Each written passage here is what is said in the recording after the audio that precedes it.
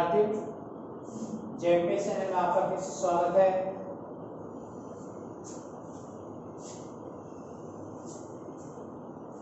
कल हमने बताया था कि सरकार का तीसरा महत्वपूर्ण अंग है वो न्यायपालिका। कौन सा है? न्यायपालिका है, जो स्वतंत्र रहकर कार्य करती है।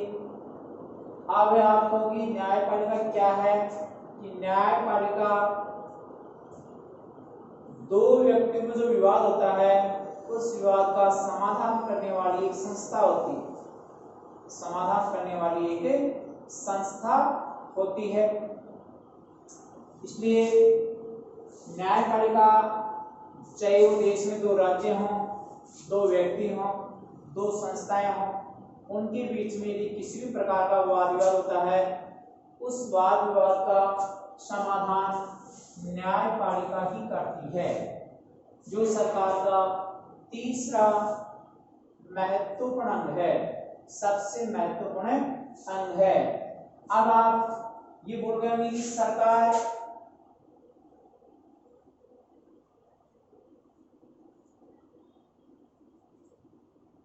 का तीसरा अंग यानी सरकार कितने अंग से मिल रही थी? 3 अंग से। पहली थी व्यवस्थापिका,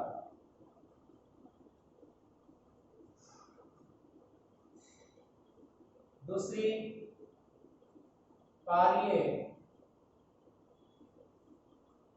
पालिका और तीसरी न्याय पालिका। व्यवस्थापिका पढ़ा आपने, कार्यपालिका पढ़ लिया और न्यायपालिका का बताया था थोड़ा सा कल। आज अपन इस न्यायपालिका के बारे में जानेंगे कि न्यायपालिका क्या है, इसका गठन कब हुआ था। तो सबसे पहले लेंगे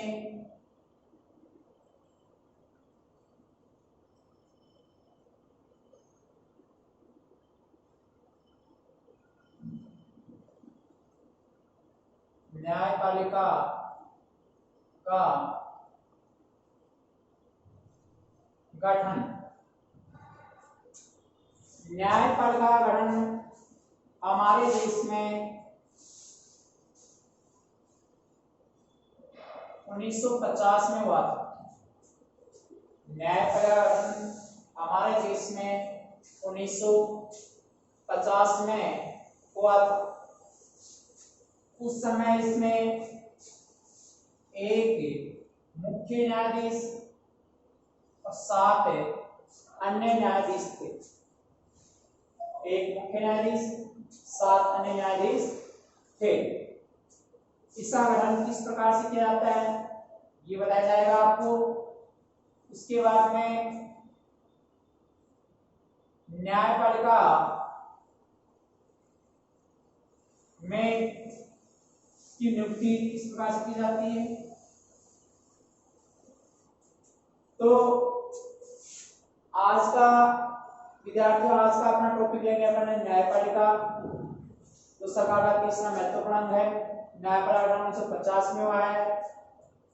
इस समय उसमें एक मुख्य न्यायाधीश, 7 अन्य न्यायाधीश थे। उसमें इसकी नियुक्ति किस प्रकार से की जाती है कि न्यायपालिका में जो न्यायाधीश होते हैं उनकी नियुक्ति राष्ट्रपति करता है। कौन करता है? राष्ट्रपति करता है। मुख्य न्यायाधीश और अन्य न्यायाधीश की नियुक्ति राष्ट्रपति करता है। तो इस प्रकार का वर्णन आपने बताएंगे। अपना जो पार्ट 6 है वो लेते हैं। इसके बारे में कुछ नोट्स भी आपको बताऊंगा जिनके वर्णन आपको। न्यायपालिका गठन 1950 में किया गया था। अब न्यायपालिका गठन में सबसे पहले लेंगे अपन सदस्यों की संख्या। क्या लेंगे अपन? सदस्यों की संख्या। कि सर्वोच्च न्यायालय में जब 1950 में इसकी स्थापना की उस समय उसमें एक मुख्य न्यायाधीश, 7 अन्य न्यायाधीश कार्यरत थे। इसमें वर्तमान में यानी 2008 के बाद एक मुख्य न्यायाधीश, व 30 अन्य न्यायाधीश हैं। इसमें 4 अन्य न्यायाधीश और लागू कर दिए गए। इसमें 34 अन्य न्यायाधीश और एक मुख्य न्यायाधीश, 35 न्यायाधीश हैं। तो सदस्य संख्या में आपको सदस्यों की संख्या में लिखना होगा कि भारत के सर्वोच्च न्यायालय की स्थापना 1950 में की गई थी। उस समय उसमें एक मुख्य न्यायाधीश व 7 अन्य न्यायाधीश थे, परंतु 2008 के बाद, कितने के बाद, 2008 के बाद इसमें यानी सर्वोच्च न्यायालय में एक मुख्य न्यायाधीश व 30 अन्य न्यायाधीश हैं, लेकिन 2019 में इसमें 4 अन्य न्यायाधीशों की संख्या और बढ़ा दी गई है, इसलिए कुल न्यायाधीशों की संख्या 35 है। तो न्यायाधीशों की संख्या इसकी वर्तमान में एक मुख्य न्यायाधीश होता है और 30 अन्य न्यायाधीश होते हैं और 4 अन्य न्यायाधीशों की संख्या और बढ़ा दी गई है। उसके बाद में है न्यायाधीशों की नियुक्ति। न्यायाधीशों की नियुक्ति यानी सर्वोच्च न्यायालय में जो न्यायाधीश होते हैं, एक मुख्य न्यायाधीश और अन्य न्यायाधीश होते हैं, उनकी नियुक्ति राष्ट्रपति द्वारा की जाती है। किसके द्वारा की जाती है? राष्ट्रपति द्वारा की जाती है। यानी सर्वोच्च न्यायालय के न्यायाधीशों की नियुक्ति राष्ट्रपति करता है। सर्वोच्च न्यायालय के न्यायाधीशों की नियुक्ति राष्ट्रपति करता है। ठीक है। वर्तमान में यानी इन जो राष्ट्रपति मुख्य न्यायाधीश की नियुक्ति करता है, तो उसके लिए एक कॉलेजियम प्रणाली लागू की गई है। क्या की गई है? एक कॉलेजियम प्रणाली लागू की गई है, जिसमें सर्वोच्च न्यायालय मुख्य न्यायाधीश सहित 4 अन्य न्यायाधीशों का नाम राष्ट्रपति को प्रस्तुत करता है। सर्वोच्च न्यायालय मुख्य न्यायाधीश सहित 4 अन्य जो न्यायाधीश है वरिष्ठतम है, क्रमांक है जिसमें 1 2 3 4 है, उनका नाम राष्ट्रपति को प्रस्तुत करता है। उनमें से राष्ट्रपति जो प्रथम व्यक्ति है या उसके दूसरा नंबर का है, तीसरा नंबर का है, उनमें से एक को मुख्य न्यायाधीश नियुक्त करेगा। एक को मुख्य न्यायाधीश नियुक्त करेगा। तो इस प्रकार से सर्वोच्च न्यायालय के गठन का वर्णन कीजिए। तो इसमें लिखना पड़ेगा आपको सबसे पहले कि न्यायपालिका का गठन है। तो आपने भारत में न्यायपालिका की व्यवस्था 1950 में की गई थी, यानी सर्वोच्च न्यायालय की स्थापना 1950 में की गई थी। और इसके बाद में होगा सदस्यों की संख्या कि इसमें 1950 में सदस्य संख्या एक मुख्य न्यायाधीश 7 अन्य न्यायाधीश कुल 8 थी। वर्तमान में 2008 के बाद में इसमें एक मुख्य न्यायाधीश व 30 अन्य न्यायाधीश कर दिए गए और वर्तमान में इसमें एक मुख्य न्यायाधीश और 34 अन्य न्यायाधीश का कार्यरत है। उसके बाद में है न्यायाधीशों की नियुक्ति। इसकी नियुक्ति न्यायाधीशों की नियुक्ति। तो न्यायाधीशों की नियुक्ति सर्वोच्च न्यायालय का के न्यायाधीशों की नियुक्ति राष्ट्रपति करता है। कौन करता है? राष्ट्रपति करता है, जो एक कॉलेजियम प्रणाली के तहत की जाती है। इसके तहत की जाती है एक कॉलेजियम प्रणाली के तहत, जिसमें सर्वोच्च न्यायालय का वर्तमान मुख्य न्यायाधीश सहित 4 अन्य न्यायाधीशों की सदस्य संख्या राष्ट्रपति को सौंपी जाती है। किसको सौंपी जाती है? राष्ट्रपति उनमें से एक मुख्य न्यायाधीश नियुक्त करता है। उससे अगला टॉपिक है अपना न्यायाधीशों की योग्यताएं।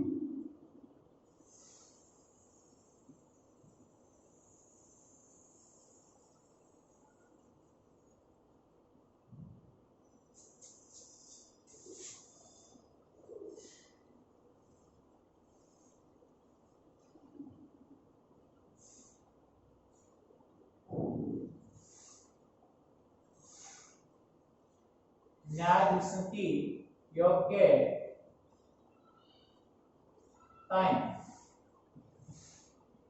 कि जिस प्रकार से आपको राष्ट्रपति, उपराष्ट्रपति, लोकसभा राज्यसभा के सदस्यों की योग्यताएं बताई गई थी, उसी प्रकार से न्यायाधीशों की योग्यताएं बताई जाएंगी कि न्यायाधीशों की योग्यताएं किस प्रकार से हैं। तो इसमें न्यायाधीशों की योग्यताएं के लिए सबसे पहले होगा कि वह व्यक्ति भारत का नागरिक होना चाहिए। क्या होना चाहिए? वह व्यक्ति भारत का नागरिक होना चाहिए।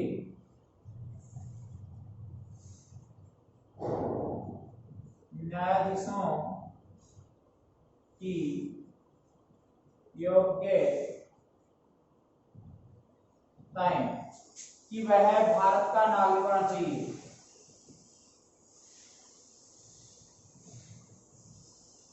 भारत का नागरिक होना चाहिए। दूसरी योग्यता होगी कि वह उच्च न्यायालय में, वह व्यक्ति उच्च न्यायालय में कम से कम 5 वर्ष या उससे अधिक न्यायाधीश रह चुका हो।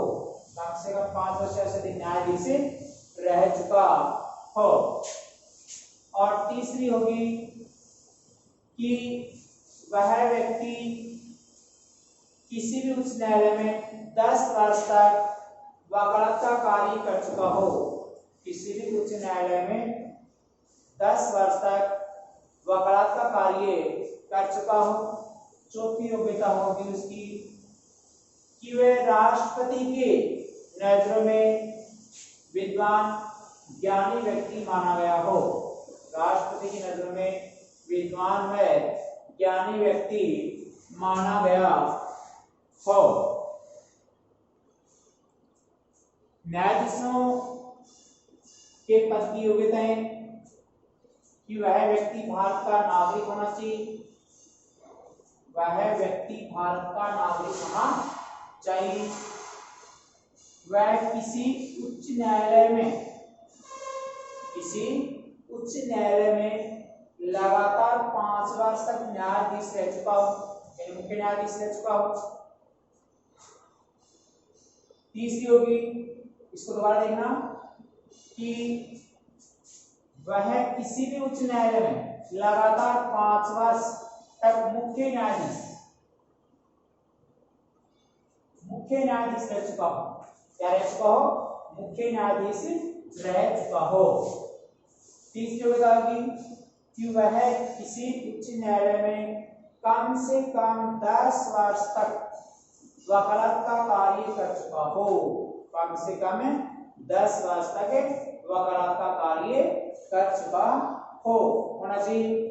और चौथी योग्यता होगी उसकी सर्वोच्च न्यायालय के मुख्य न्यायाधीश पर में, यानी सर्वोच्च न्यायालय का मुख्य न्यायाधीश राष्ट्रपति की दृष्टि में कानून का जानकार हो या कानून का ज्ञाता हो, उसी व्यक्ति को मुख्य न्यायाधीश किया जाएगा, अन्यथा नहीं। तो मुख्य न्यायाधीश बनने के लिए 4 योग्यताएं हैं, जैसे कि वह व्यक्ति भारत का नागरिक होना चाहिए। पहली शर्त समान है कि वह व्यक्ति भारत का नागरिक होना चाहिए। दूसरी है कि वह व्यक्ति किसी भी उच्च न्यायालय में लगातार 5 वर्ष तक मुख्य न्यायाधीश पद पर रह चुका हो। लगातार 5 वर्ष तक मुख्य न्यायाधीश के पद पर रह चुका हो। तीसरी है कि वह व्यक्ति किसी भी उच्च न्यायालय में लगातार 10 वर्ष तक, यानी कम से कम 10 वर्ष तक वकालत का कार्य कर चुका हो। वकालत का कार्य कर चुका हो। और चौथी होगी कि वह व्यक्ति राष्ट्रपति की दृष्टि में कानून का ज्ञाता हो, कानून का जानकार हो। तो ये मुख्य न्यायाधीश यानी उसकी पद की योग्यताएं हैं। उसके बाद में चौथा टॉपिक होगा इसका सर्वोच्च न्यायालय के मुख्य न्यायाधीश पर महाभियोग या ऐसा कार्यकाल। क्या बोलेंगे इसको, कार्यकाल व्यवस्था है। इसके ऊपर महाभियोग किस प्रकार से लगाया जा सकता है, तो जी देखिए कि सर्वोच्च, चौथा टॉपिक लेते हैं। देखिए सर्वोच्च न्यायालय के मुख्य न्यायाधीश का कार्यकाल, सर्वोच्च न्यायालय का मुख्य न्यायाधीश का काल वैसे 5 वर्ष का, 6 वर्ष का, ऐसे जैसे मान लो लोकसभा का 5 वर्ष का बताया गया, राज्यसभा का 6 वर्ष का बताया गया, या राष्ट्रपति का 5 वर्ष का बताया गया, तो इस प्रकार से उसका 5 वर्ष का नहीं होगा, 6 वर्ष का नहीं होगा। मुख्य न्यायाधीश का कार्यकाल है, यानी सर्वोच्च न्यायालय में मुख्य न्यायाधीश का कार्यकाल उसकी आयु में 65 वर्ष तक का होगा। 65 वर्ष यानी वो अपनी आयु का 65 वर्ष आयु पूर्ण कर लेगा, तब उसको रिटायरमेंट दे दिया जाएगा, यानी उसको पद से हटा दिया जाएगा। तो उसका कार्यकाल कितने वर्ष तक होगा, उसकी आयु के 65 वर्ष तक, उसकी आयु के 65 वर्ष तक का कार्यकाल रहेगा। और उच्चतम न्यायालय में कितना माना गया है, 62 वर्ष। उच्चतम यानी उच्चतम नहीं, उच्च न्यायालय में, उच्च न्यायालय में कितना माना गया है, 62 वर्ष माना गया है। सर्वोच्च न्यायालय में उच्चतम न्यायालय, सर्वोच्च न्यायालय को उच्चतम न्यायालय बोलते हैं, सर्वोच्च न्यायालय को उच्चतम न्यायालय कहते हैं। तो उच्चतम या सर्वोच्च न्यायालय के मुख्य न्यायाधीश का कार्यकाल उसकी आयु का 65 वर्ष तक माना जाएगा। कितने वर्ष तक है, 65 वर्ष बाद में उसको पद से हटा दिया जाएगा। जैसे अपने सरकारी नौकरी में 60 वर्ष के बाद उसको रिटायरमेंट दे दिया जाता है ना, उसी प्रकार से उसमें 65 वर्ष से, यानी वो 50 वर्ष तक का बढ़ेगा, वो 65 वर्ष तक कार्य कर सकता है। और उच्च न्यायालय में 62 वर्ष उसका कार्यकाल, 62 वर्ष तक वो अपना कार्यकाल कर सकता है। अन्यथा वह स्वयं में अपना त्यागपत्र भी दे सकता है, और उस पर संसद के द्वारा, संसद के दोनों सदनों के पूर्ण बहुमत के आधार पर, 2/3 बहुमत के आधार पर उसको पद से समय से पहले भी हटाया जा सकता है। संसद के दोनों सदन, संसद के दोनों सदन कौन कौन से थे, लोकसभा और राज्यसभा, इन दोनों के 2/3 यानी पूर्ण बहुमत के आधार पर सर्वोच्च न्यायालय के मुख्य न्यायाधीश पर सिद्ध कदाचार या असमर्थता के कारण उसको पद से यानी समय से पहले भी पद से हटाया जा सकता है। ऐसा उसका चौथा टॉपिक होगा कि सर्वोच्च न्यायालय के मुख्य न्यायाधीश का कार्यकाल या उसको पद से हटाने की प्रक्रिया। तो कार्यकाल यानी इसको 65 वर्ष माना गया है कि उसके आयु के 65 वर्ष तक वो अपने पद पर कार्य कर सकता है, और उस न्यायालय में 62 वर्ष तक अपने कार्य कर सकता है।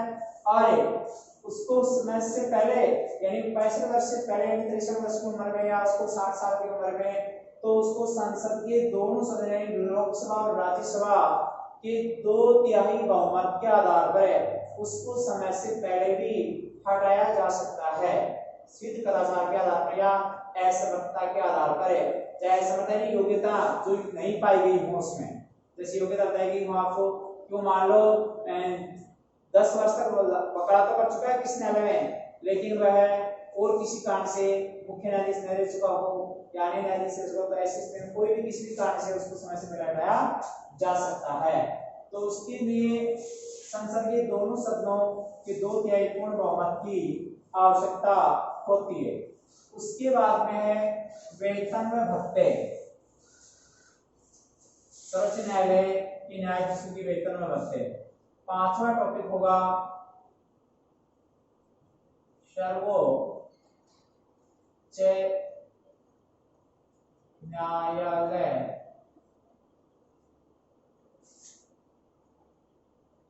में मुख्य न्यायाधीश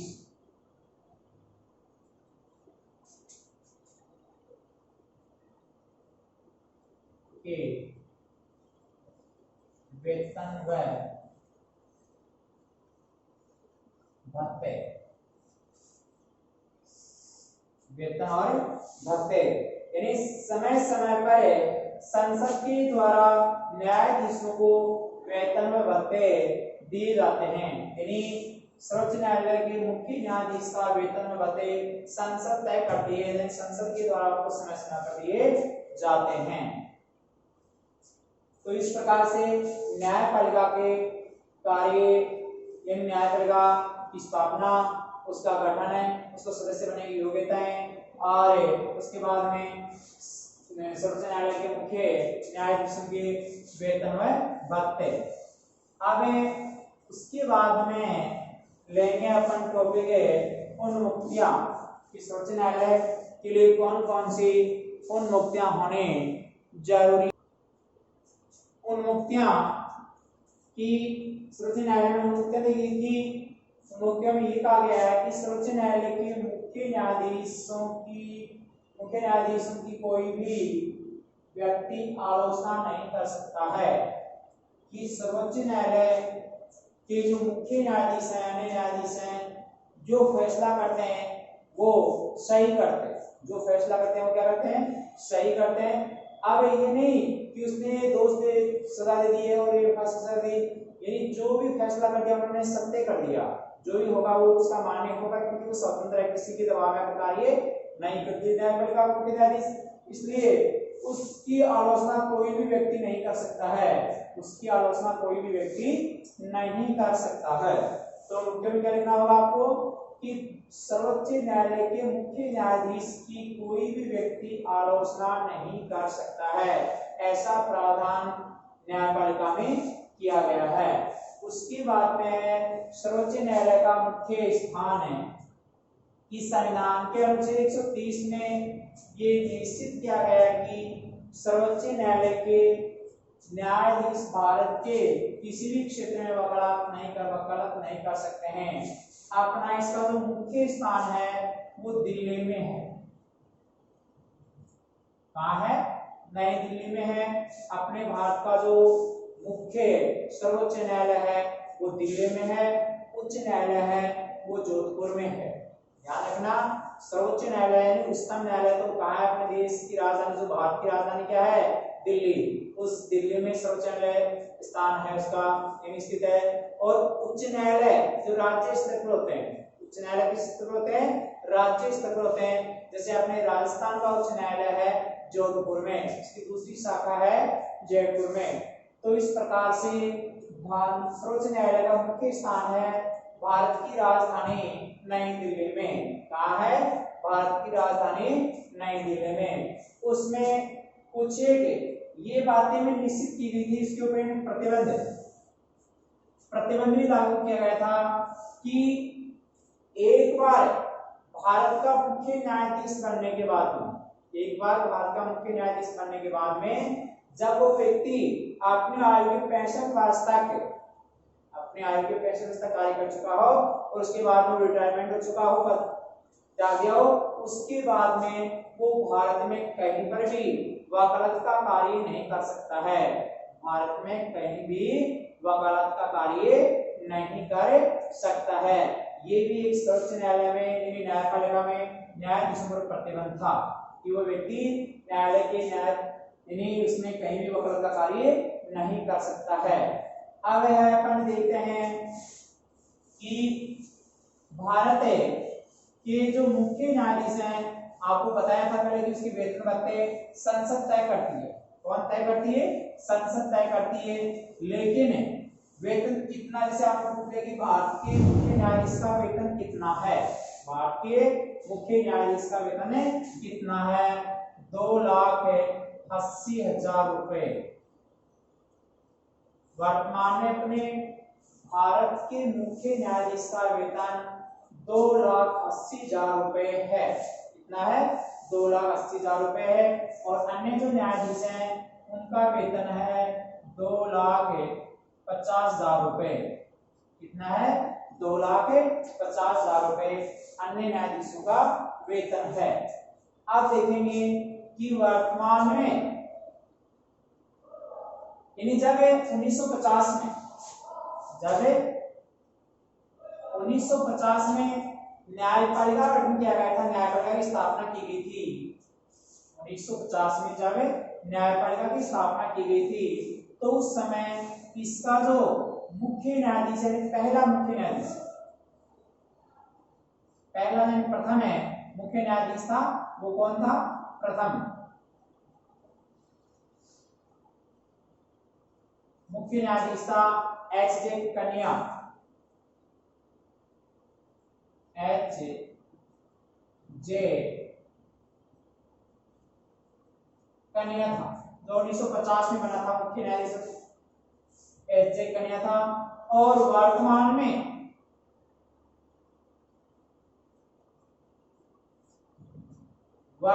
में इसका जो मुख्य न्यायाधीश है वो उसकी नियुक्ति हुई थी 18 नवंबर 2019 में। 18 नवंबर 2019 में जो अपना मुख्य न्यायाधीश बना है वह है अरविंद बोबड़े। अरविंद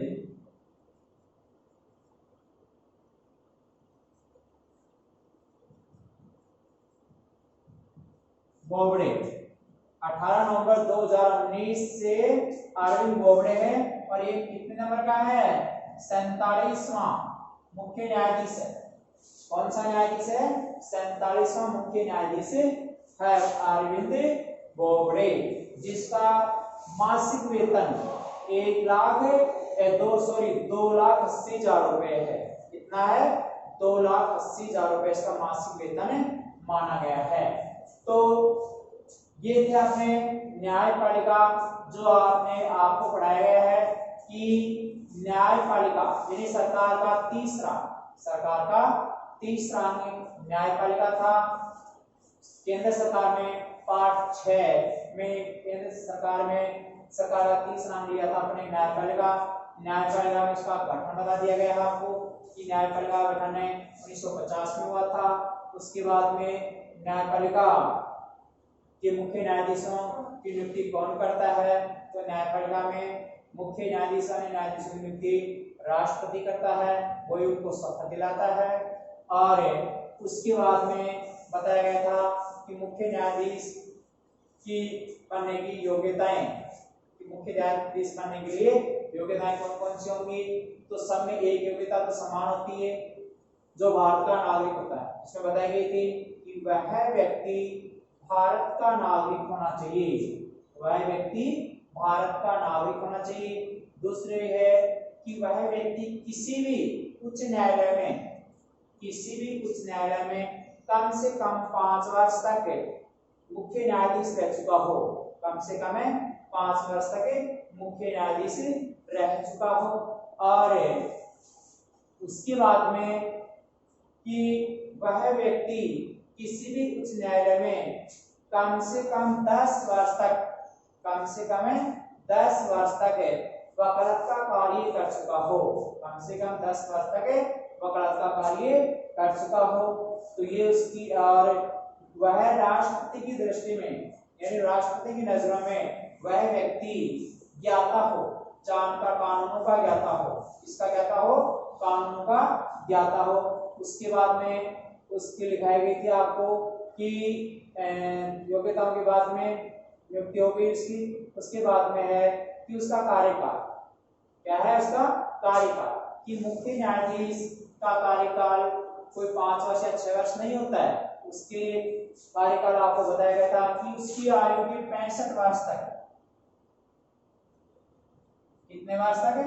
उसकी आयु की 65 वर्ष तक वो अपने पद पर कार्य कर सकता है। उसकी आयु 65 वर्ष हो गई, चाहे वो 50 वर्ष की उम्र में बना हो मुख्य न्यायाधीश, चाहे वो 55 साल की उम्र में बना हो, चाहे वो 62 साल की उम्र या 63-64 में बनता हो, तो यदि उसकी 65 वर्ष पूरी हो गई है उसी समय उसको उसके पद से हटा दिया जाएगा। तो उसकी 65 वर्ष मुख्य न्यायाधीश की। और अपने उच्च न्यायालय हैं उनमें उसकी बताई गई थी आपको कितने वर्ष? 62 वर्ष। कितनी बताई गई थी? 62 वर्ष। कई बच्चे कंफ्यूज हो जाते हैं कि उच्च और उच्चतम, इसमें सर्वोच्च न्यायालय ने देकर उच्चतम न्यायालय दे सकते हैं। कई बार सर्वोच्च न्यायालय जरूरी नहीं कि सर्वोच्च न्यायालय लिखे हैं, उच्चतम न्यायालय के मुख्य न्यायाधीश की सेवानिवृत्ति आयु पूछ लेते हैं वो भी 65 वर्ष होगी, और उच्च न्यायालय जो राज्य स्तर पे होते हैं उनकी 62 वर्ष मानी जाएगी। उसके बाद में उस पर महाभियोग यानी उसको पद से हटाने की प्रक्रिया कि संसद के दोनों सदनों के पूर्ण बहुमत के आधार पर सिद्ध कदाचार के आधार पर उसमें असमर्थता के आधार पर उसको पद से हटाया जा सकता है, उसको समय से पहले भी पद से हटाया जा सकता है। उसके बाद में है न्यायपालिका में मुख्य न्यायाधीश यानी सर्वोच्च न्यायालय के मुख्य न्यायाधीशों का वेतन और भत्ते। तो सर्वोच्च न्यायालय के मुख्य न्यायाधीश का वेतन भत्ते संसद समय समय पर तय करती है। कौन तय करती है? संसद समय समय पर तय करती है। और संसद समय समय पर तय करती है तो ये वर्तमान में इससे पहले 1,90,000 रुपए थे, आज वर्तमान में 1,00,000 रुपए थे। वर्तमान में मुख्य न्यायाधीश का वेतन है 2,80,000 रुपया। कितना है? 2,80,000 रुपया उसका मासिक वेतन है। अन्य सुविधाएं भी उसको दी जाती है, जैसे उसमें गाड़ी फ्री है, टेलीफोन फ्री, लाइट बिल वगैरह जो भी अन्य होते हैं जो भी दिए जाते हैं वो सुविधाएं दी जाती हैं। और अन्य जो न्यायाधीश हैं उनका वेतन वर्तमान में है 2,50,000 रुपया। कितना है? 2,50,000 रुपया है। उसके बाद में आपको उन्मुक्तियां लिखाई गई थी। क्या लिखाई गई थी? उन्मुक्तियों में निश्चित किया गया था कि कोई भी व्यक्ति यानी भारत का कोई भी व्यक्ति मुख्य न्यायाधीशों की आलोचना नहीं कर सकता है, न्यायाधीशों की आलोचना नहीं कर सकता है। उसके बाद में बताया गया था आपको कि सर्वोच्च न्यायालय के मुख्य न्यायाधीशों पर प्रतिबंध, सर्वोच्च न्यायालय के मुख्य न्यायाधीशों पर प्रतिबंध है। मुख्य न्यायाधीशों पर प्रतिबंध संविधान के अनुच्छेद 130 के तहत लागू किया गया है। इसके तहत क्या है? 130 में ये कहा गया है कि भारत के सर्वोच्च न्यायालय के मुख्य न्यायाधीश एक बार अपने पद से रिटायरमेंट के बाद जो कहीं भी भारत में वकालत का कार्य नहीं कर सकते हैं। भारत में वकालत का कार्य यानी भारत के किसी भी क्षेत्र में वो वकालत का कार्य नहीं कर सकते हैं। तो ये आपको अपने न्यायपालिका के सर्वोच्च न्यायालय के बारे में आपको बताया गया था। उसमें उसका वर्तमान में यानी 1950 में जब इसका मुख्य न्यायाधीश था वो एच.जे. कन्या था। कौन था? एच.जे. कन्या, जो 1950 में बना था। और वर्तमान में इसका जो सर्वोच्च न्यायालय का मुख्य न्यायाधीश है वो अरविंद बोबड़े है। कौन है? अरविंद बोबड़े है, जो 47वां मुख्य न्यायाधीश है। कौन सा न्यायाधीश है? 47वां मुख्य न्यायाधीश है, जो 18 नवंबर 2019 में बना था। 18 नवंबर 2019 में बना था। कब बना था? 18 नवंबर 2019 में। कौन है? अरविंद बोबड़े। कौन है? अरविंद बोबड़े।